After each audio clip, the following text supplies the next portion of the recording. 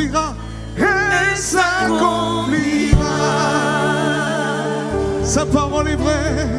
Elle s'accomplira. Elle s'accomplira. Ne doute pas dans ton cœur, elle s'accomplira. Elle s'accomplira.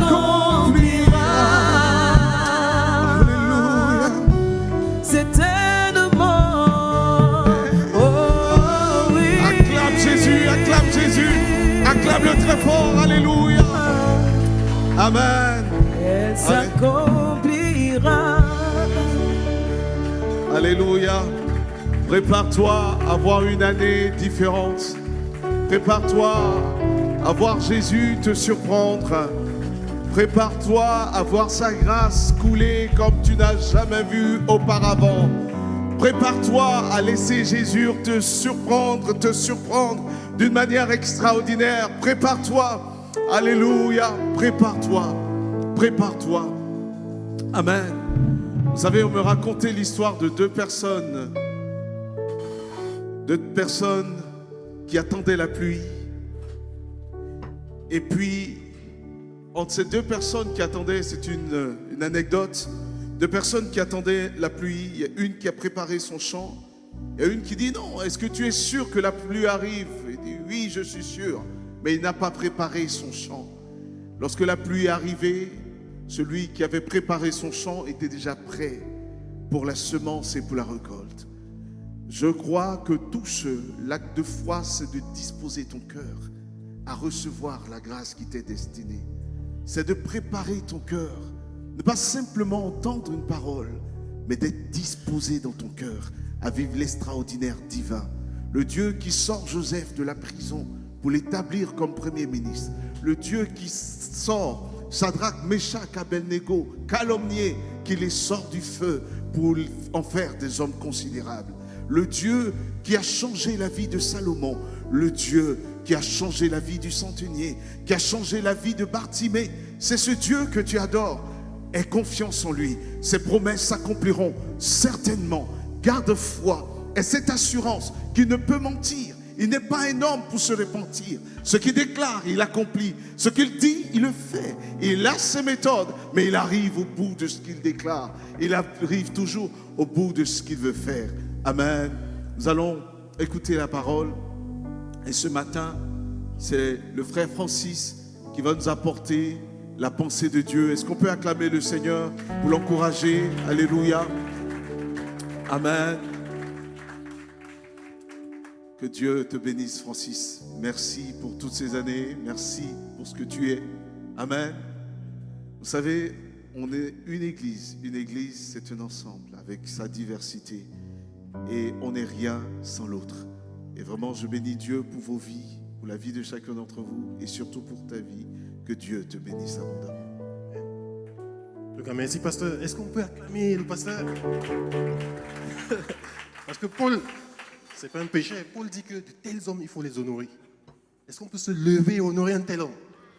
C'est une grâce pour cette ville de Saint-Michel sur Orge d'avoir un tel homme. Amoureux, passionné de Christ, passionné de l'œuvre. C'est moi qui te remercie, pasteur.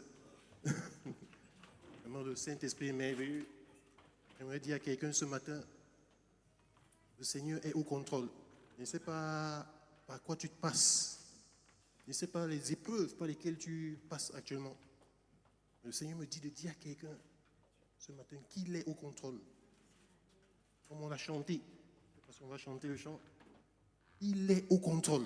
Amen. Dis-le à quelqu'un à gauche, à droite. Le Seigneur est au contrôle.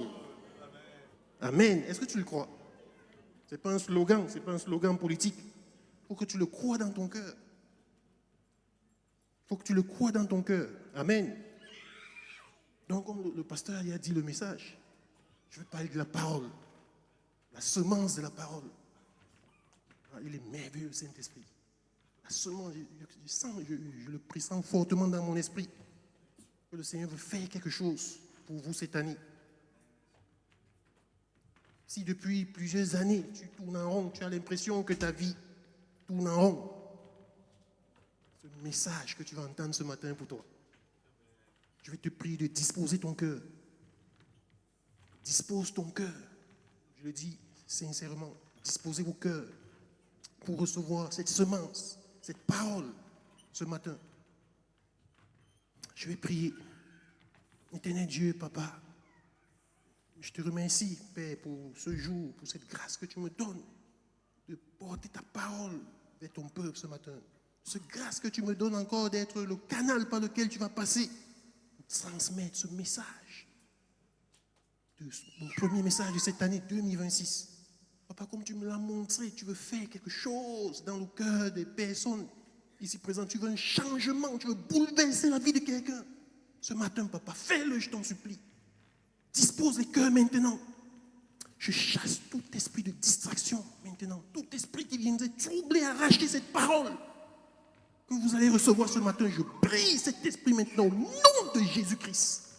Le Saint-Esprit prend le contrôle maintenant. Le Saint-Esprit prend le contrôle de l'atmosphère de la salle maintenant. Oh, merci Saint-Esprit pour ta présence. Merci de prendre le contrôle maintenant. Merci Saint-Esprit. À toi soit l'honneur, la puissance, la gloire.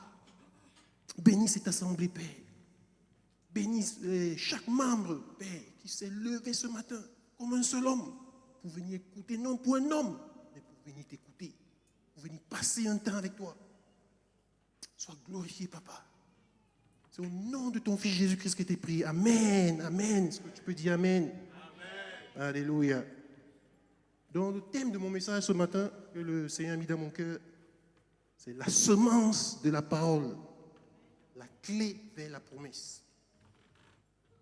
La semence de la parole de Dieu bien sûr, c'est la clé vers la promesse. La promesse de guérison. Peu importe la promesse que Dieu t'a faite.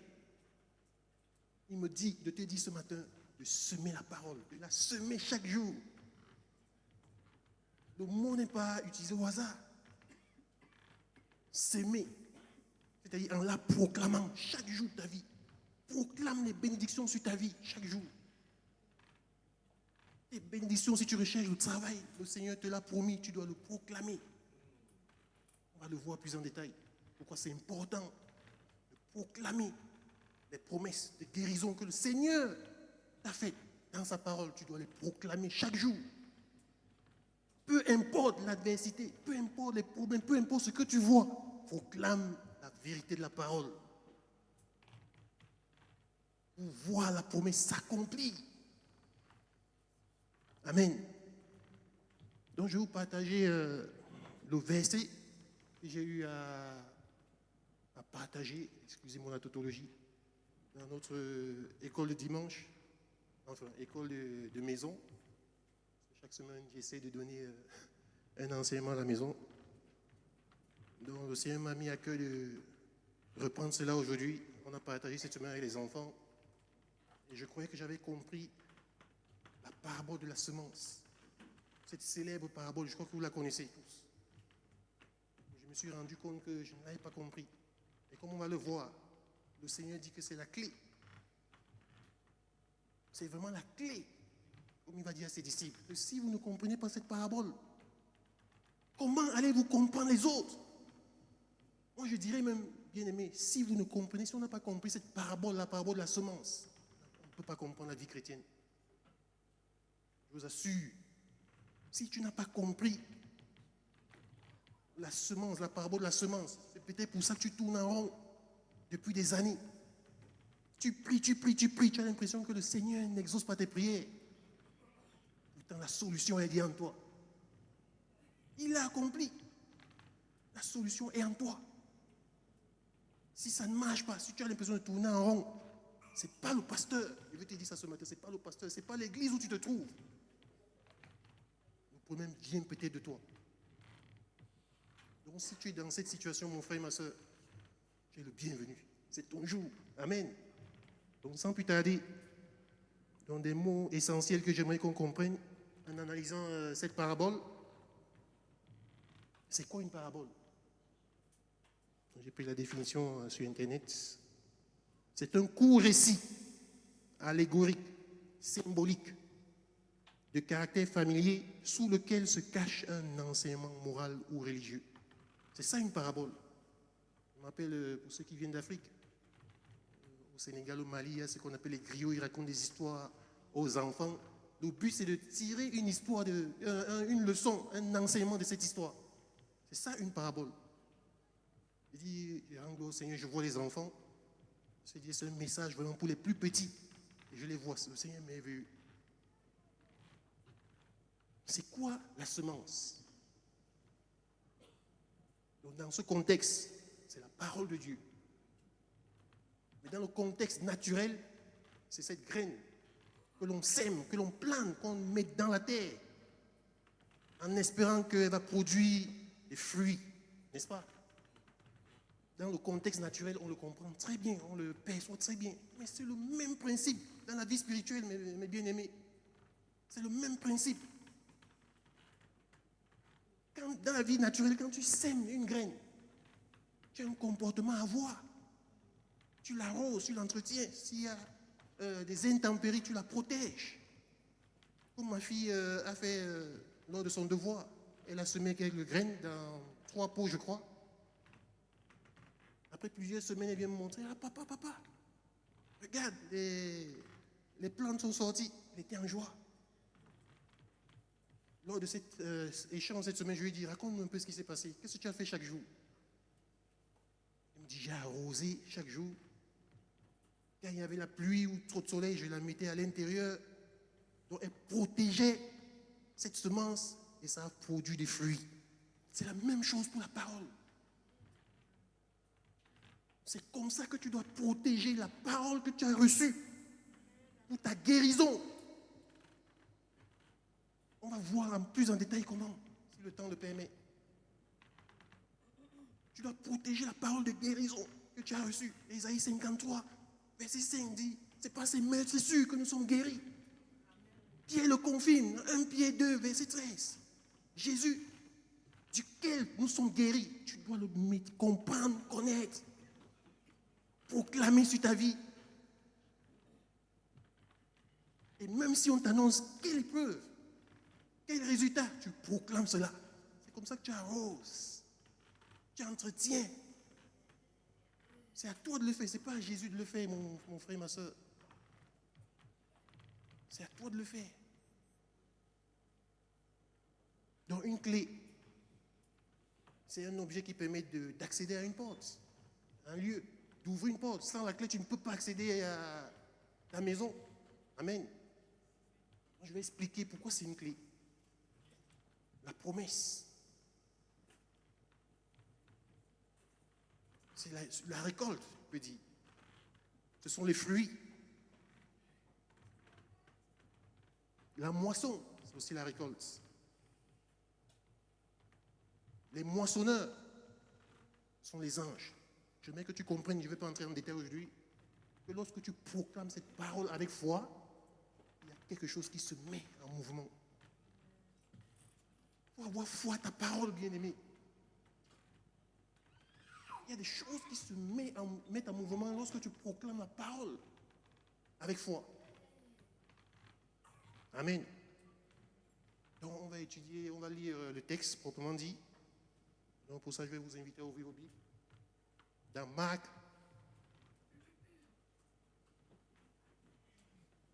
4, verset 3.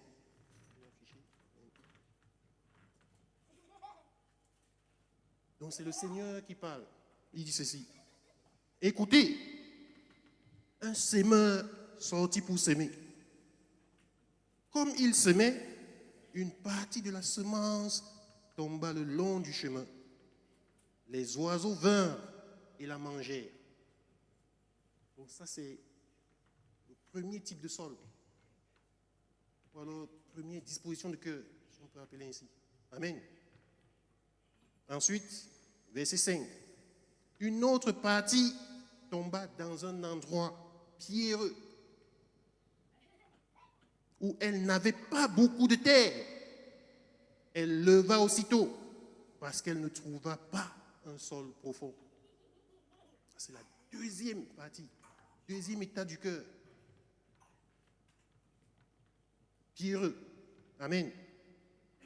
Mais quand le soleil parut, elle fut brûlée et sécha, faute de racines. Une autre partie tomba parmi les épines. Les épines montèrent et l'étouffèrent, et elle ne donna point de fruits. Ça, c'est le troisième état du cœur. Troisième état de ton cœur lorsque tu reçois la parole. Parce que le deuxième état n'a pas été accompli profondément, c'est-à-dire que tu n'as pas laissé la parole s'enraciner en toi. Lorsque les épreuves arrivent, les épines ici représentent les épreuves. Tu abandonnes. Une autre partie tomba dans la bonne terre. Je me rappelle quand on est arrivé ici, je disais avec fierté, ça c'est moi ça. Je n'avais pas compris. Une autre partie tomba dans la bonne terre. Elle donna du fruit qui montait et croissait. Et elle apporta 30, 60 et 100 ou 1. C'est la récolte des fruits. Amen. Le verset 11, le Seigneur va dire quelque chose de vraiment important. Il dit ceci. C'est à vous qu'a été donné le mystère du royaume de Dieu. Mais pour ceux qui sont dehors, tout se passe en parabole. Donc c'est vous qui avez le mystère de comprendre ces choses. C'est une grâce. Est-ce que vous en êtes conscients, mes bien-aimés? C'est une grâce de pouvoir comprendre, saisir ces choses aujourd'hui. Afin qu'en voyant, écoutez la raison, afin qu'en voyant, ils voient et n'aperçoivent point. Et qu'en entendant, ils entendent et ne comprennent point. De peur qu'ils ne se convertissent et que les péchés ne leur soient pardonnés. Vous imaginez? C'est pour ça que le monde ne peut pas comprendre ces choses. Paul pourrait dire que l'homme naturel ne peut pas comprendre ces choses. C'est pour eux comme de la folie. Pour toi et moi qui avons la grâce de comprendre ces choses, vraiment, c'est une grâce. C'est une bénédiction. Comme je disais à un collègue, il se disait en gonflant, moi je ne crois pas à ces choses. Je ne crois pas à Dieu. Je lui disais, non, ce n'est pas toi qui décides de croire ou de ne pas croire.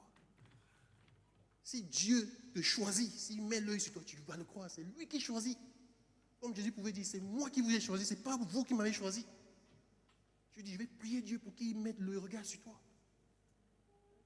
Si tu es croyant aujourd'hui, c'est par la grâce de Dieu. Amen. Pourquoi je parle de clé ici? Jésus va nous dire, dans Marc 4, verset 13, qu'est-ce qu'il va dire Jésus-Christ? Il leur dit encore, vous ne comprenez pas cette parabole. Comment donc comprendrez-vous toutes les paraboles? Comment donc vous allez comprendre les autres paraboles, vous imaginez? J'allais me dire le reste de la Bible. La croissance spirituelle, la foi. Si vous ne comprenez pas ça, vous ne pouvez pas comprendre la foi. Principe clé que j'aimerais qu'on établisse maintenant est que la promesse commence par une semence. Toute promesse commence par une semence que tu dois planter, que tu dois s'aimer. Et la semence, c'est la parole de Dieu. Si tu veux voir s'accomplir dans ta vie, la promesse que Dieu t'a faite, que ce soit la promesse pour un travail, promesse pour une guérison, un enfant, promesse de prospérité, je ne sais pas quoi. Tu dois la semer chaque jour en la proclamant, en la protégeant. Bien sûr, basée sur la parole de Dieu. Tu ne dois pas sortir, ta promesse doit être basée sur la parole de Dieu. C'est très important. Amen. Donc, comme je disais tantôt, les différents terrains du cœur, dont cette parabole parle de 4 dispositions du cœur. La première disposition, c'est sur le chemin, la semence qui tombe sur le chemin, on peut appeler goudron, sol sec. Ça représente la négligence, la distraction ou l'orgueil. Celui qui reçoit la parole, mais en réalité, il n'est pas prêt. Il est orgueilleux. La parole n'entre pas. Ou alors, lorsque tu reçois la parole, tu es distrait.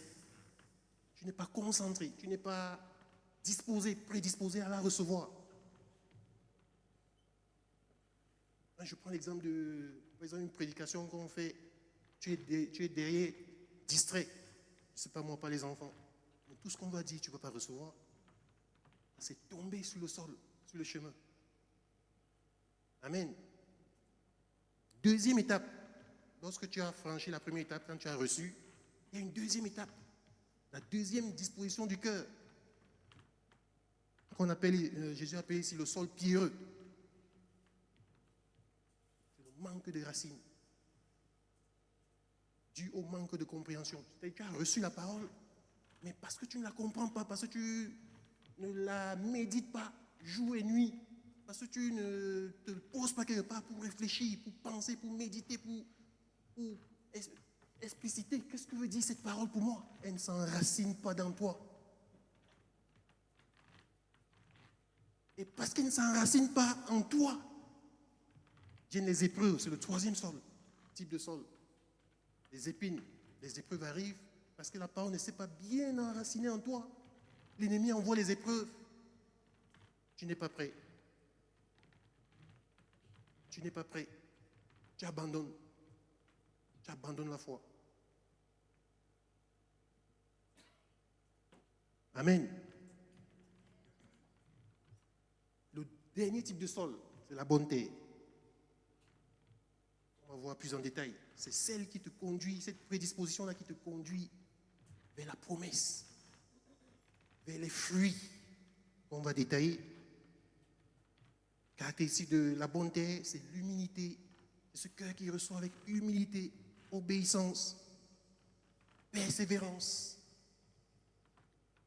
avec patience. Donc lorsque tu as franchi ces 4 étapes, lorsque tu as reçu la parole, tu la médites, tu la comprends, elle s'enracine en toi. Lorsque les épreuves arrivent, les premiers fruits que tu commences à récolter, ce qu'on appelle les fruits de l'esprit, c'est la patience. Et peu importe les épreuves que tu vois, mais parce que cette parole qui s'est enracinée en toi a produit des effets positifs. Ça se remarque par les fruits de l'esprit, que sont la patience, la tempérance. Là, tu commences à être prêt à recevoir la promesse. Peu importe le temps que ça prend, tu es prêt à recevoir la promesse. C'est là que le Seigneur est prêt à agir. C'est là que le Seigneur met les choses en mouvement dans ta vie. Parce qu'il voit que tu tiens, tu es fidèle, tu ne vacilles pas, tu as compris. Tu ne doutes point dans ton cœur. Il met les choses, c'est ça la foi en fait. Il met les choses en mouvement pour que la promesse arrive, pour qu'elle soit visible aux yeux de l'homme.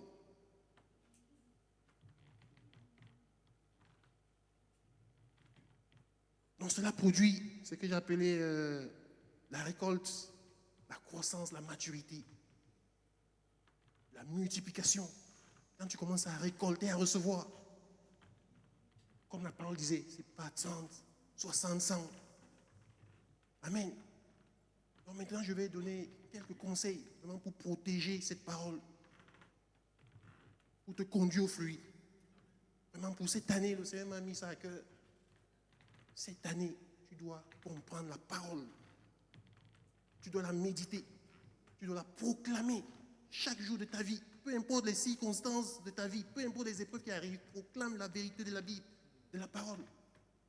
Et tu vas voir ce qui va se passer cette année dans ta vie.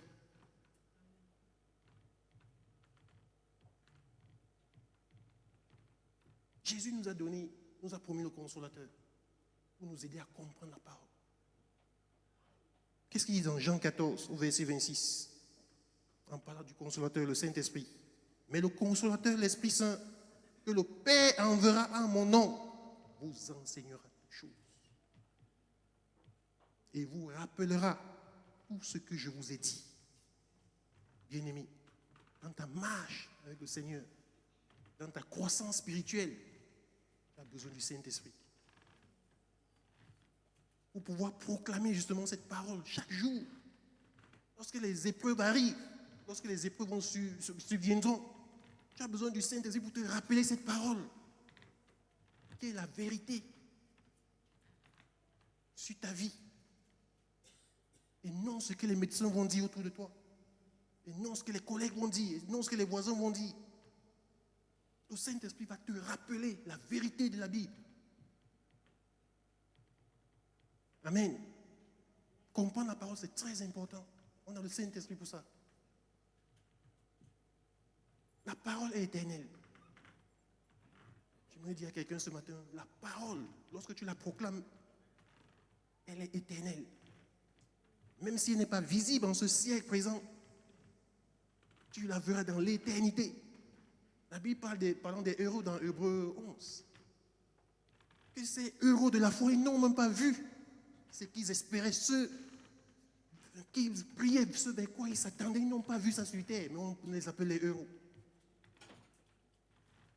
Ils ont gagné la vie éternelle.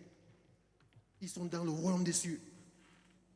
C'est pour t'encourager à la proclamer la parole. Amen. Avec foi. Qu'est-ce que la Bible nous dit dans 1 Pierre 1, verset 23, à partir du verset 24? Car toute chair est comme l'herbe, et toute sa gloire comme la fleur de l'herbe. L'herbe sèche, et la fleur tombe, mais la parole du Seigneur demeure éternellement.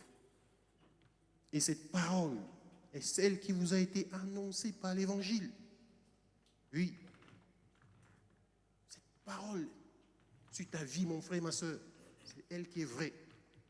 C'est ce que la parole, la Bible dit de toi qui est vrai. C'est pas ce que le monde dit de toi. Donc si tu sais dans ton cœur, en méditant ta parole, ce que Dieu dit de toi, et tu sais que cela est vrai, proclame-le tout simplement.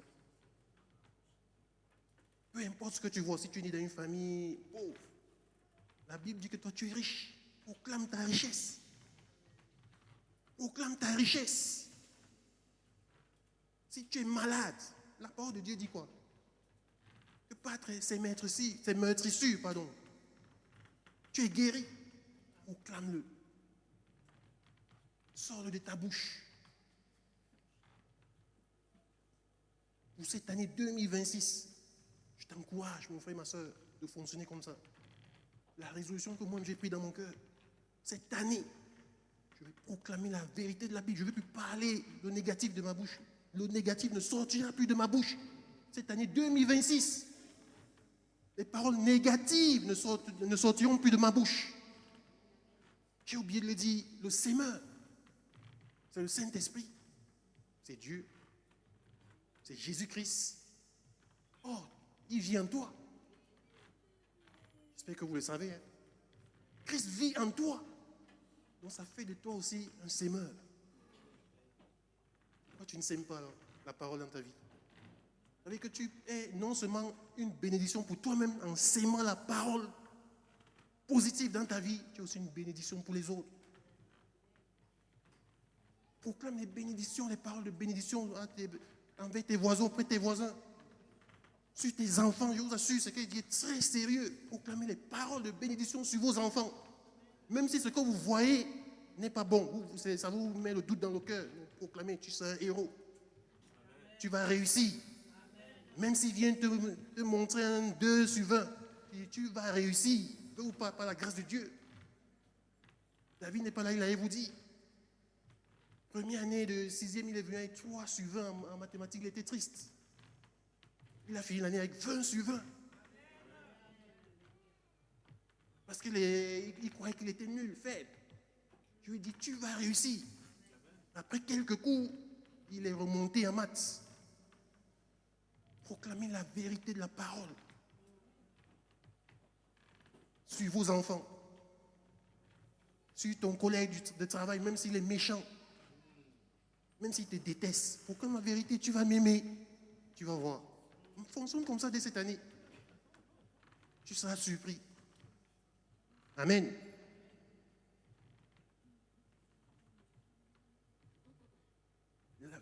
La parole agissante. J'ai appelé cette partie la parole agissante. Parce que c'est l'erreur que beaucoup de chrétiens font. C'est qu'ils pensent que le tout est de recevoir la parole, la méditer, la comprendre, deuxième sol, la protéger face aux épreuves, aux adversités, troisième sol. Et après, on ne fait rien. Le Seigneur va venir agir. Non. Il arrive un moment où tu dois passer à l'acte. Tu dois poser des actes. C'est pour ça que comprendre la parole est très important. Matthieu 13 en parle. Comprendre la parole, c'est très important. Vous te liez d'amitié avec les gens qui comprennent la parole. C'est une bénédiction.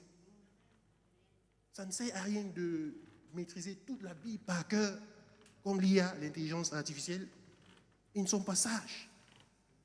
Ils collectent plein de données et ils t'affichent les résultats de manière automatique, mais ils n'ont pas la sagesse parce qu'ils ne comprennent pas ce qu'ils font.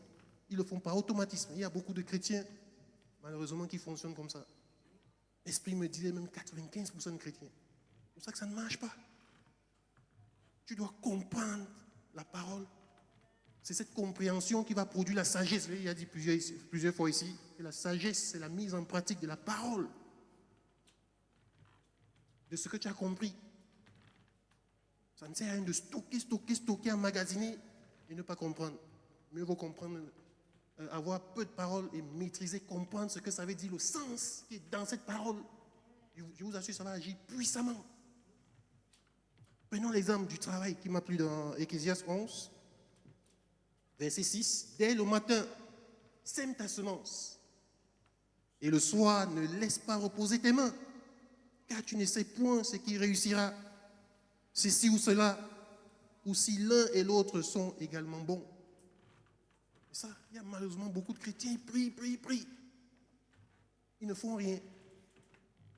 Ils dorment. Je connais quelqu'un, il dort, il croit qu'une femme va venir dans sa chambre, le Seigneur va envoyer une femme dans sa chambre. Tu dois bouger, mon frère.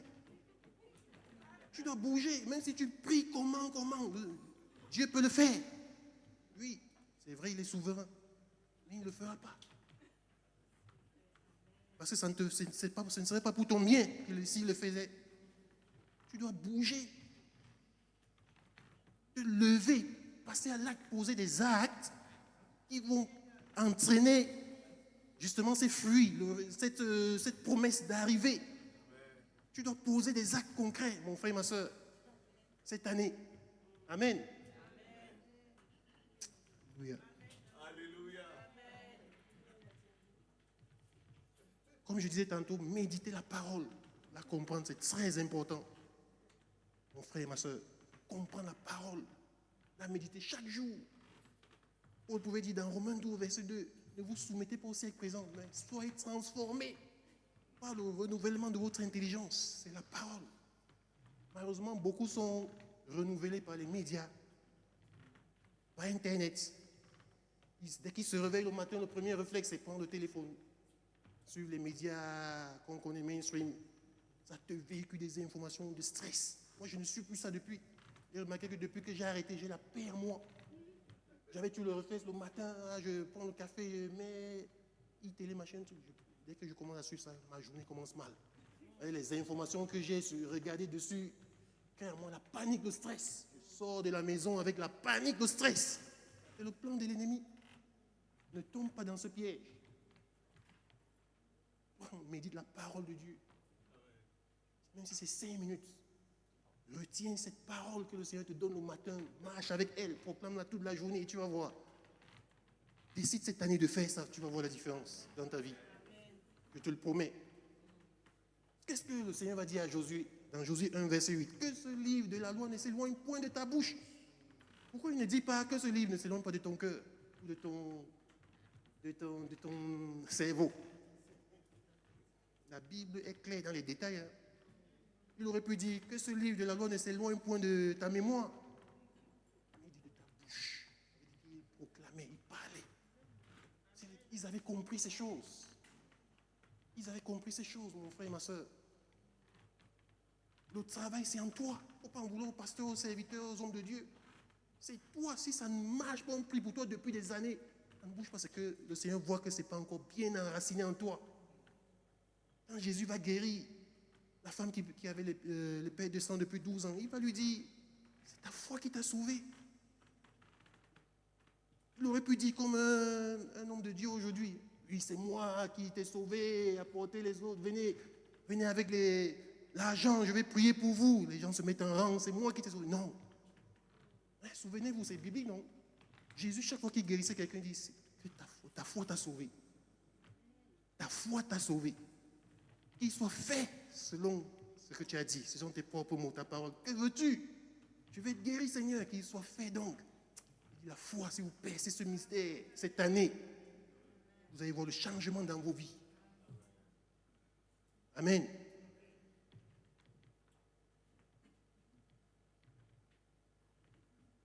Donc, parlant de la foi justement se nourrit de ça. Plus tu le pratiques, ta foi grandit et grandit et grandit et le Seigneur aime ça. La Bible dit que sans la foi, nul ne peut lui être agréable. Le Seigneur aime voir. On t'annonce une mauvaise nouvelle, mais tu pratiques, tu proclames la foi. Par la foi, les bienfaits de l'Éternel. Waouh! C'est une âme efficace, la parole. C'est une âme efficace de ta foi. Chaque parole que tu proclames, mon frère, ma soeur, avec foi, est une semence plantée dans le royaume invisible. Il dit, chaque fois que tu proclames une parole avec la foi, tu es en train de planter ta semence. Les autres ne voient pas, les gens ne voient pas encore. Mais par la foi, tu sais que c'est en train de se passer. Par la foi, tu sais ce qui est en train de s'accomplir dans le monde invisible. C'est ça la foi. La foi vient de ce qu'on entend vient de la parole de Dieu. De la ferme assurance des choses qu'on espère, la démonstration de ce qu'on ne voit pas. Donc tu dois le démontrer par tes œuvres, en la pratiquant, en la parlant, en la proclamant. Quand Jésus se promenait avec les disciples, vous savez, la parole qu'il va donner aux figuiers était en colère. Il va dire, tu ne produiras plus. Personne ne mangera plus tes filles. Il dit, dès qu'il a proclamé la parole, les choses sont passées, on ne voyait pas encore. Mais les racines ont commencé à sécher à l'instant. Mais c'est 24 heures plus tard que les disciples, en repassant par là, vont voir que les feuilles ont commencé à sécher. Donc quand tu proclames une parole avec foi, je vais te le dire, les choses commencent à se passer à l'instant, mais dans le monde invisible, dans le royaume invisible, les choses se mettent en action. Les anges, je ne vais pas parler dans la géologie aujourd'hui, se mettent en action, en activation. Tout le processus est enclenché pour aller vers la promesse, pour tendre vers la promesse. Tu dois comprendre cela. Comme je vais le voir, le monde l'a compris. C'est nous les chrétiens qui ne le comprenons pas. Les mondains l'ont compris. Ce qu'on appelle aujourd'hui, c'est en vogue les coachs motivateurs. Je suis choqué quand je les entends parler. J'ai l'impression que j'écoutais la Bible. Parfois, quand j'entends ces personnes parler, les coachs, et les gens donnent de l'argent pour les écouter. Je parle ici chaque dimanche pour rien.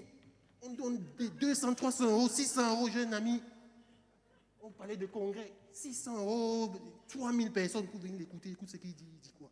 Il dit les vérités, la parole biblique. C'est un chrétien en plus. C'est incroyable. Qu'est-ce que la Bible dit? C'est le Seigneur qui parle. Marc 11, verset 22. Jésus prit la parole et leur dit, ayez foi en Dieu. Verset 23 qui m'intéresse. Je vous le dis en vérité, si quelqu'un dit à cette montagne, ôte-toi de là et jette-toi dans la mer, et s'il ne doute point en son cœur, mais quoi que ce qu'il dit arrive, il le verra s'accomplir. Ça c'est vrai. Il le verra s'accomplir. C'est pourquoi je vous dis, pour ce que je vous demanderai, en priant, croyez que vous l'avez reçu, et vous le verrez s'accomplir. C'est ça la foi. C'est ça qui t'a manqué en 2025 ou les années précédentes. Pratique-la maintenant dès cette année pour ta guérison, les promesses de guérison. Et tout le reste, quand tu vas venir ici, ça sera seulement pour l'honneur du pasteur, il va mettre la main, bam, tu vas recevoir. Alors que le travail, c'est toi, hein? Mais il aura son honneur. Maintenant, le travail, c'est toi qui l'as fait toutes ces années. Est-ce que quelqu'un comprend quelque chose? Amen. Qu'est-ce qui entache notre parole? Qu'est-ce qui fait en sorte que lorsque tu proclames quelque chose, ça n'a plus aucun effet? Quand tu parles à la montagne aujourd'hui, la montagne te regarde et sourit. Elle ne réagit pas, elle ne bouge pas. C'est quelque chose sur laquelle tu dois veiller. Le mensonge, les compromis. Ce que tu fais tous les jours, à quoi tu utilises ta bouche chaque jour au quotidien? Mon frère, ma soeur, préserve ta bouche de n'importe quoi, les murmures, les bavardages, critiques, les mensonges, ça souille ta bouche. De la même bouche de laquelle sort des bénédictions, de la même bouche ne peut pas sortir, de la même bouche ne peut pas sortir du n'importe quoi. Les critiques, c'est impossible. Spirituellement même, c'est pas bon. Dès que tu es quelque part, les gens prononcent des trucs bizarres, les gens retire-toi, protège ta bouche. La Bible dit que c'est de l'abondance du cœur que la bouche parle. Protège ton cœur, c'est ce que Salomon dit dans Proverbe 4. Verset 23, garde ton cœur plus que toute autre chose, car de lui viennent les sources de la vie, et car de ta bouche la fausseté, éloigne de tes lèvres les détours, toutes ces choses-là. Éloigne dès cette année, on est encore au début de l'année, commence à fuir ces choses. Dès maintenant, si ça arrive que tu prononces, ça peut arriver, avec la colère, tu prononces quelque chose de dégoûtant sur ta bouche, répands-toi immédiatement. Le réflexe, moi j'ai. Le Saint-Esprit me reprend. Ah, ce que tu viens de dire n'est pas bien. Pardonne-moi, Seigneur. Pardonne-moi. C'est l'important parce que quand tu vas proclamer sur la montagne, sur une épreuve, elle va fuir. Elle va fuir, les choses vont se mettre en mouvement. Amen. La parole. Comme je disais tantôt, les scientifiques commencent à découvrir cela. Ces choses, on les a compris avant, longtemps avant, par la grâce de Dieu. C'est maintenant que les scientifiques commencent à comprendre, à analyser, donner des résultats. Il y en a tellement, je ne veux pas tous les donner aujourd'hui. Le docteur Caroline Leaf, une spécialiste du cerveau, a démontré qu'il existe dans notre cerveau une zone qui réagit aux paroles prononcées. Oui. Elle a démontré ça, c'est récent. Chaque mot que nous prononçons envoie un signal à toutes les cellules du corps. Donc si tu passes ta vie à prononcer les mots négatifs, ah, je suis nul. Ah, je ne sais rien faire, je ne vaux rien. Eh, les enfants, ne faites plus ça. Je suis nul, je ne vaux rien. Je ne peux rien faire, je sais qu'échouer. Les cellules se mettent en place pour concrétiser ces choses que vous prononcez. Ça se démontre naturellement. Même si tu as 0 en maths, tu dis non, je vais y arriver. Je peux le faire. Je vais le faire. Et tu vas voir ce qui va se passer. Amen. Une autre chose, toujours pour les enfants, ça c'est le docteur Wayne Walter Dyer, quelqu'un que j'aime beaucoup. Il a dit quelque chose dans un de ses livres qui m'a marqué. Il dit ceci, qu'un jeune homme, à l'âge de 17 ans, un jeune enfant, a entendu au moins, ça c'est une moyenne, 150 000 fois des paroles négatives depuis qu'il est né. 150 000 fois, contre 30 000 fois seulement des paroles positives dans sa vie. C'est un docteur, un Américain. Et moi, j'ai voulu l'écrire en lui disant qu'il faut ajouter, multiplier ça par 2 pour nous dont les enfants viennent de, comme on dit ici, les enfants de couleur. C'est multiplié par 2 ou par 3. Ma fille, grâce, on cause beaucoup, elle rentre parfois de l'école, les choses qu'elle me dit, je suis choqué. Des petites remarques. Ah, tes cheveux, ah, ils sont jolis aujourd'hui, tes cheveux. Hein. Mais pour une fille noire, t'es belle, hein? T'es jolie. Hein? Des remarques bizarres, ça agit en enfant. Qu'est-ce qu'il préconise au docteur? Il dit, pour contrecarrer cela, tu dois proclamer, comme une ordonnance qui donne 50 paroles positives avant de dormir chaque jour. Et ça m'a fait penser à la prière. Je précise, ce sont des chrétiens, les médecins, les docteurs, là. Ils sont tous chrétiens. Vous voyez l'importance de la prière? C'est ça la prière. J'ai dit, n'hésitez pas à donner les bonnes paroles positives sur vos enfants. Autant qu'il le faut. Le matin, quand il part, ah, passe une belle journée. Elle vient te faire un câlin. Tu dis, passe une belle journée, chérie. Tu es la meilleure. N'oublie pas, tu es la meilleure. Ça marche avec toute la journée.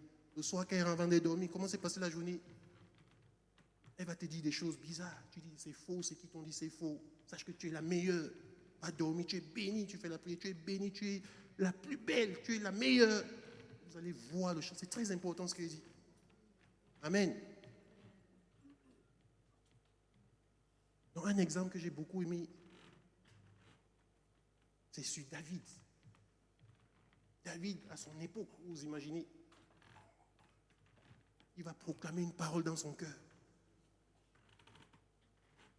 Ne sachant même pas comment vous situer dans le contexte. Il était prisonnier à Babylone, par le roi de Babylone, Nebuchadnezzar. Vous connaissez l'histoire.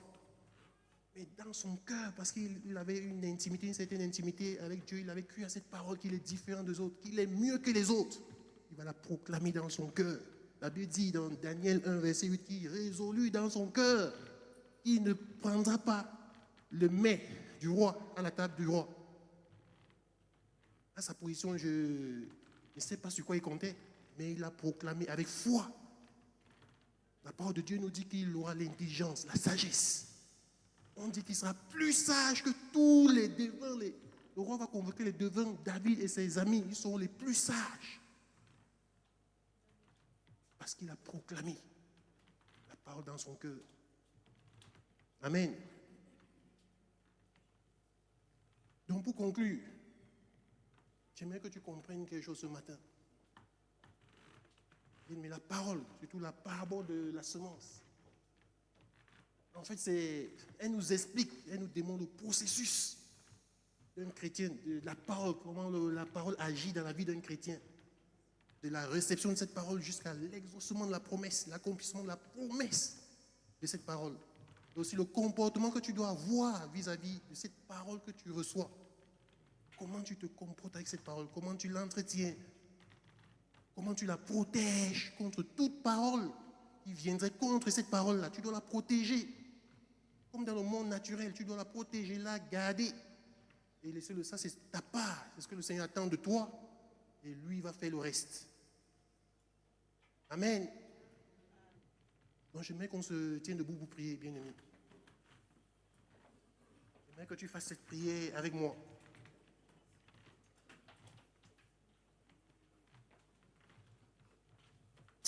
Merci Seigneur.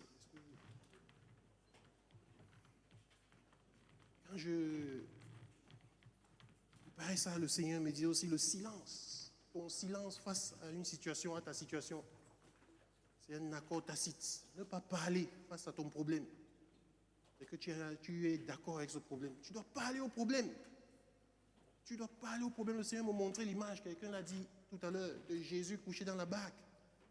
Lorsque les vents, les tempêtes sont arrivés, frappaient la barque, les disciples étaient là, ils parlaient du problème.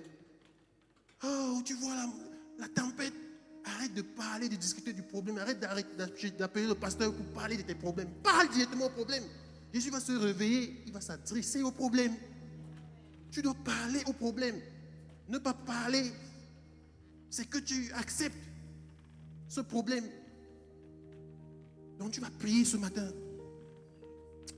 Demande au Seigneur que cette année, il te donne de parler au problème.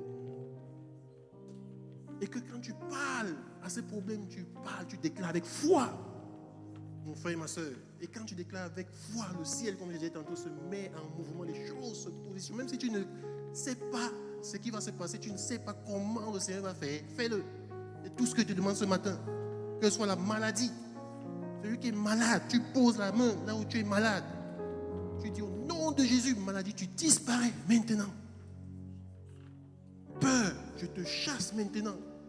Si tu étais un peu heureux, si tu avais peur dans la vie, des situations, déclare maintenant peur, je te chasse. Tu disparais dans ma vie. Les inquiétudes, le stress, tu disparais dans ma vie. Le découragement, tu disparais au nom de Jésus-Christ. Tu n'as aucune place dans ma vie au nom de Jésus-Christ. Oh, tu demandes au Seigneur, tu vas également demander au Seigneur de t'apprendre à parler avec autorité au problème. Amen. Que la parole de Dieu soit dans ta bouche, esprit et vie. Parce que la parole, c'est vrai, la parole est esprit et vie. Donc quand tu déclares au problème, peu importe le problème physique, ça agit spirituellement. Et ça arrive à manifestation physique. Les autres voient, mais toi, par la foi, tu le voyais déjà. Tu sais que cela s'accomplit. Tu dois le croire avec foi, mon frère, ma soeur. Que ta bouche, tu vas également prier, demander au Seigneur que ta bouche soit un canal de miracles pour tes frères, ton environnement, tes soeurs, ta famille, tes enfants. Ta bouche, le Seigneur doit utiliser ta bouche pour bénir les autres. Alléluia. Tu demanderas aussi dans cette prière à toute montagne de se prosterner, de tomber au nom de Jésus-Christ. Est-ce que tu peux prier? Prie, parle maintenant au Seigneur, parle. Parle. Oh Père, pour cette année 2026, Père, je te rends toute la gloire, Père. Voilà le message que tu m'as demandé de donner à ton peuple ce matin, Papa.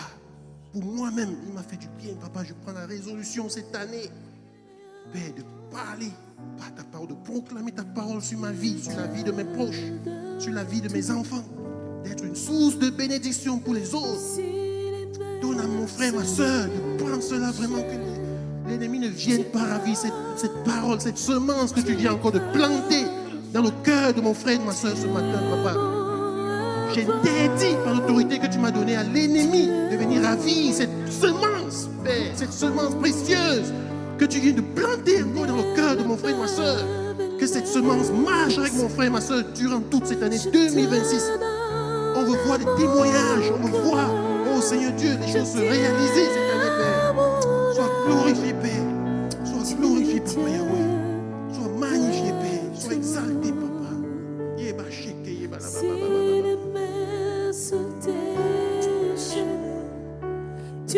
Amen.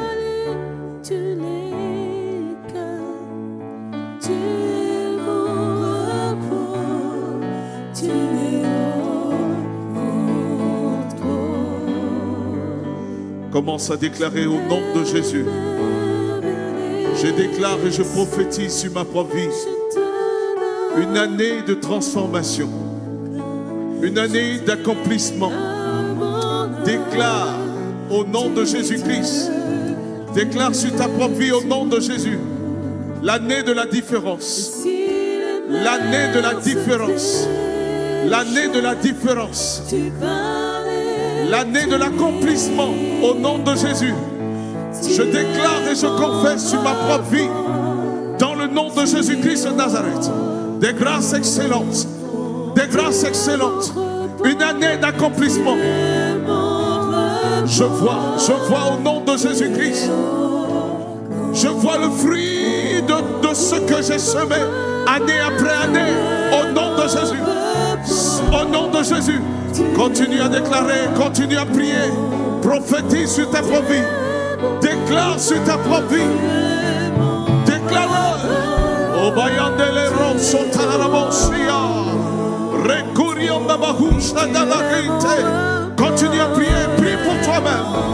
O rabayande gedon sotata, ele cabrosi katakabayandele ros. Continue. Prophétise, proclame une année de bonne santé, une année de grâce, une année de différence.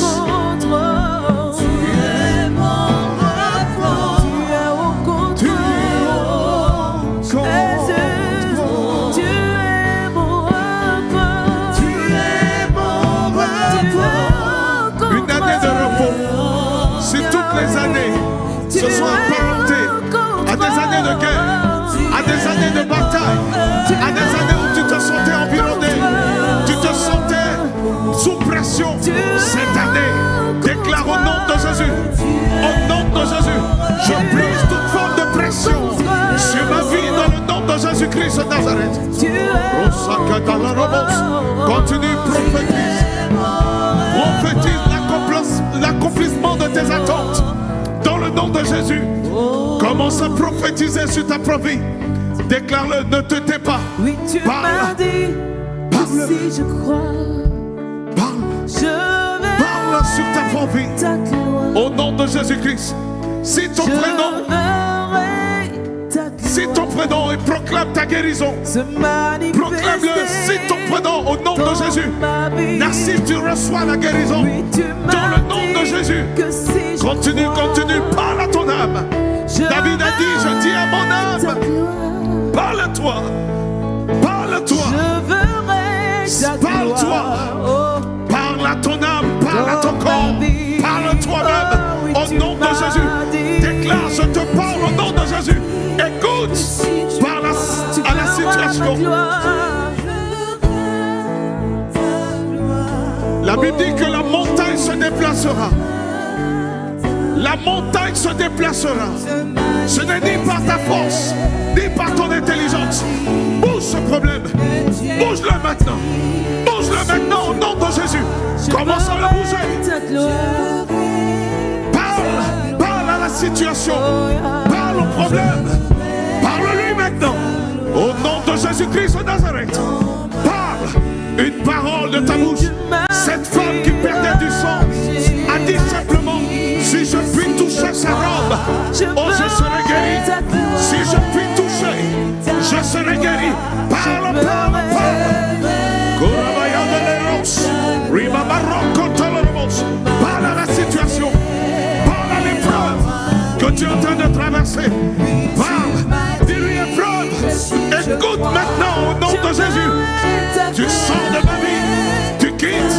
Tu quittes. Tu quittes. Tu quittes. Oh, cabranele robose catacabros. Mandele rebrosadala. Oui, tu m'as dit que Si tu crois en Jésus, tu verras sa gloire. Tu verras sa gloire.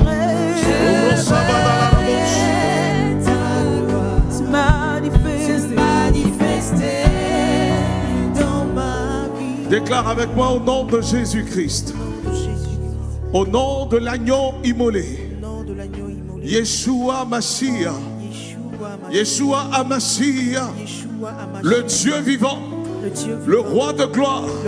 Je déclare, je confesse que tout blocage, toute limitation saute au nom de Jésus. Je déclare au nom de Jésus, celui qui tient les clés de David, celui qui ouvre et personne ne peut fermer, celui qui ferme et personne ne peut ouvrir. Je déclare que les portes qui étaient fermées devant moi s'ouvrent au nom de Jésus. S'ouvrent. La clé, c'est un accès. La Bible dit qu'il tient les clés de David. C'est un système d'accès extraordinaire. C'est un système d'accès systématique. Déclare au nom de Jésus. Je déclare que des accès extraordinaires s'ouvrent devant moi. Au nom de Jésus. Au nom de Jésus. Au nom de Jésus. Car Jésus-Christ a les clés de David. Continue à prier, continue à prier.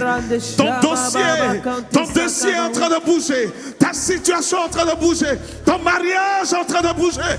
Continue à prier, continue à prier. Je suis fort et que le pauvre